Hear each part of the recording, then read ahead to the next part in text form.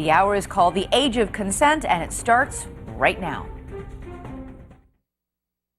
Tonight on 2020, a John Stossel special.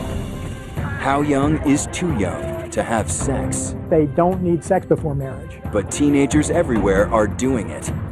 Did you think he was cute? Breaking the law and being sent to jail. 11 months, 29 days. That sucks. Should sexually active teens be treated as criminals?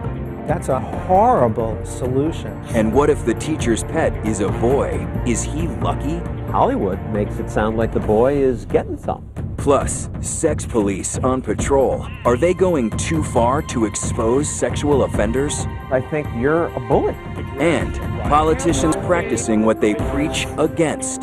Tonight, a special hour, sex and the age of consent. Here now, John Stossel.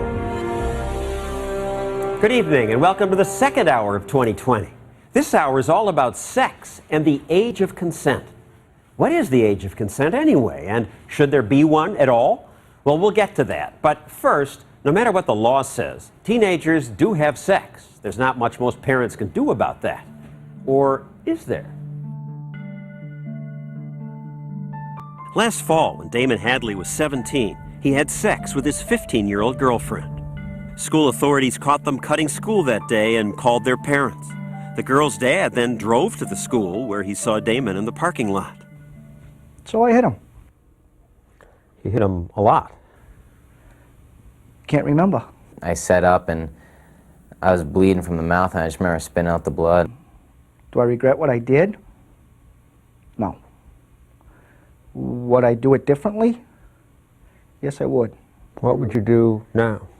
Take that kid, stick him in the car, tie a rope around his neck, and go as fast as I could. Up and down the highways, every single highway there is. Dragging him behind the car? Dragging him behind the car. He's that angry because his daughter told him Damon raped her. The girl later told police that Damon didn't exactly force her, that she'd said that because she was scared. Is it possible she said that because she was scared of you? She didn't want you to know that she wanted to have sex? My kids don't have reason to be scared of me. None of them. He's not a rapist. He was just a kid that... Lisa Hadley's Damon's mother. She's upset about what her son's been put through. The truth, she says, he's just a kid who... fell for the wrong girl. Damon got a 3-month suspended sentence because in New Hampshire, the legal age of consent is 16. It carries with it the possibility of up to a year in jail. Damon's lawyer warns him, you better be careful. Don't get into any trouble in the next year, or you could face jail time. When you drive, make sure that you do everything right. He should have done time. He should have done at least a year. In one respect, Damon was fortunate. He wasn't put on the state's sex offender registry. Jeff Davis, who also ran into an angry dad, wasn't so lucky.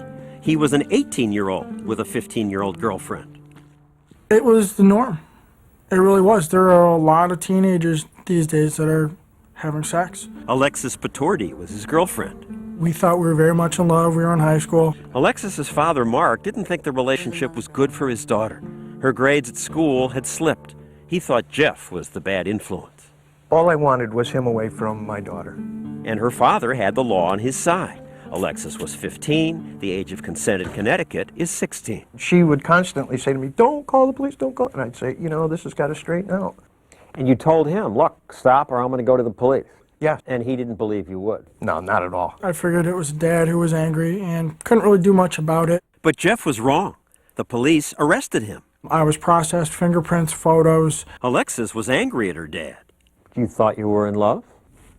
At the time, yeah. But now she says, Dad was right. Jeff took advantage of me. Did he pressure you into it? I don't want to say he directly pressured me, but I think that you can definitely, as an older person, put indirect pressure on somebody to do something they may not be ready to do. Jeff was convicted of sexual contact and risk of injury to a minor. He's now listed on Connecticut's sex offender registry. If you have young kids, the registries are supposed to help you find out who in your neighborhood you might worry about. Just type in a zip code or a name. On Connecticut's registry, along with Jeff, is this man who sexually assaulted a handicapped woman. But it's hard to differentiate him from Jeff because he's listed as having committed sexual assault in the 3rd degree. Jeff's crime is called illegal sexual contact. I wouldn't know what the difference is. So it's hard to know who's really dangerous and who's not. And that, says Jeff, is why some people think he's a pervert. They come across as if I were sitting in the bushes in the park waiting for someone to walk by. They don't understand I was in a relationship with a girl in high school.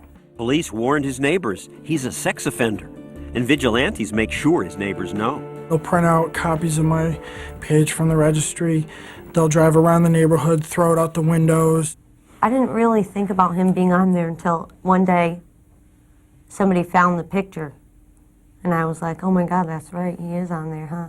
When people see that list, you think of dangerous sex offenders. Yeah. Is he one? But I wouldn't put him next to somebody who, you know, molests children. That's not the same thing. That's not. Jeff's a volunteer fireman, and he used to dream of working as a fireman. I can't become a paid firefighter. I can't even apply at some places because they ask you before they even give you an application. And it doesn't go any farther in the hiring process. I get put into a basket and put to the wayside. It's his own fault, says Mark. Jeff should have stayed away from Alexis. And having Jeff arrested was just what his daughter needed. Wasn't something I wanted to do, but looking back on it, I don't regret having done it either. The proof's in the pudding, really. I mean, she went back and really knuckled down in high school and graduated. You would say the statutory rape law saved your daughter? Yeah.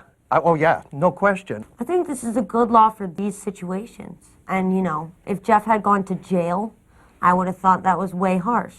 He says this has wrecked his life. He wrecked his life. He can't get work. The cops go to his neighbors and say, you know, you have a sexual offender next door. That sucks. I mean, I'm not going to say that I would want that to happen to me. I don't. But if one of his neighbors has a 15 or 16-year-old daughter, they should know that this is possible. While her father is glad he intervened, Bill Howie has regrets about intervening. He was furious when he learned his 14-year-old daughter had slept with 18-year-old John Evans. I thought she was cute. I guess she thought I was cute. Did you think he was cute? And so one day you had sex. One day we had sex. You knew she was 14. Right. Did you think about that? No. Did you pressure her into it? Oh, no. Brenda, did he pressure? Not at all. You were an equal... I was an equal partner in everything. But her father didn't know that. He called the police. Within 12 hours after I found out, we had him arrested. John pled guilty to a lewd and lascivious act with a child under 16. He was locked up in this jail. Jailed for a year. 11 months, 29 days. As a sex offender, he wasn't popular. Other prisoners threatened to kill him. Everybody perceived you as, you're messing with little girls. And you're just a dirty, sick person that should be shot. Because he was in jail, John couldn't finish high school. And as a registered sex offender, he can't join the Army. That was my lifelong dream, to be in the military. But the United States Army doesn't want some kind of sex offender in their army. There's no room for that. He's now unemployed. He lives with his fiancée and her 2 children, near some worried neighbors.